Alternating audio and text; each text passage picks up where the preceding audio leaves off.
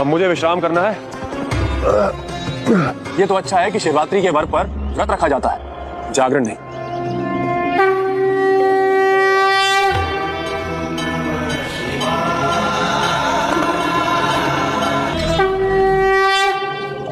भोर से संध्या हो गई, वो अभी तक लौटे नहीं। मैं कबीले में होती तो पिताजी अब तक बहुतों को भेज चुके होते उन्हें ढूंढने के लिए, किंतु मैं तो यहाँ अकेली हूँ। मैं किसे भेजूं? आप ही मेरा आसरा है। देवी नीला,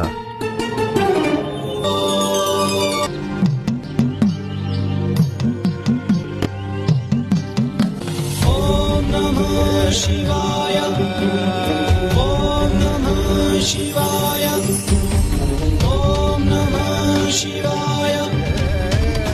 आप कौन है स्वामी जी? मैं कौन हूँ ये कैसे बताऊं? कोई अपना समझ लो या कोई शुभचिंतक, नाम तो अनेक है मेरे, किंतु देवी लीला तुम मुझे शंभैया पुकार सकती हो। हे शंभैया स्वामी, आप मुझे और मेरे नाम को कैसे जानते हैं? कैसे न जानूंगा, मैं तो यहाँ सबको जानता हूँ, तुम्हें भी और तुम्हारे पति थिन्ना को भी, जो तुमसे रूठा हुआ है। तो क्या आपने उन्हें कहीं देखा है? हाँ हाँ, उसी से भेंट करके आ रहा हूँ। लो ये लो, उसी ने भेजा है मुझे यहाँ पर। बहुत हठी है वो। तो क्या आप उन्हें बहुत वर्षों से जानते हैं? वर्षों से? मुझे तो लगता है कि मैं उसे अनेकों जन्मों से जानता हूँ। मैं तो उन्हें इसी जन्म से जानती हूँ। ना वो भूखे रह सकते हैं और ना उन्हें धर्म करने में कोई रुचि है। इसलिए यदि भूखे पेट उन्होंने आपसे कुछ अनुचित कहा हो, उसके लिए मैं क्षमा चाहती हूँ। यदि तुम्हें ज्ञात है कि वो भूखा नहीं रह सकता और तुम्हारे बिना भोजन भी नहीं कर सकता, तो तुम्हें भोजन करना चाहिए था।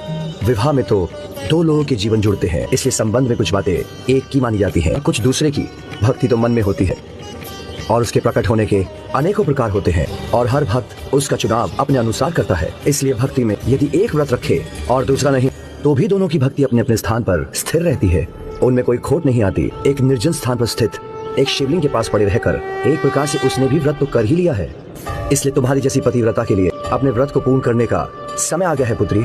जो भी इस पोटली में है उसे पकाकर अपने पति तक ले जाओ। किंतु उससे पहले आप तो कुछ ग्रहण कीजिए। पुत्री, तुम ज्ञात अज्ञात प्रकार से मेरी बहुत सेवा कर चुकी हो, अब जाओ उस हठी की सेवा करो, तो मैं भी तृप्त हो जाऊंगा। धन्यवाद स्वामी जी।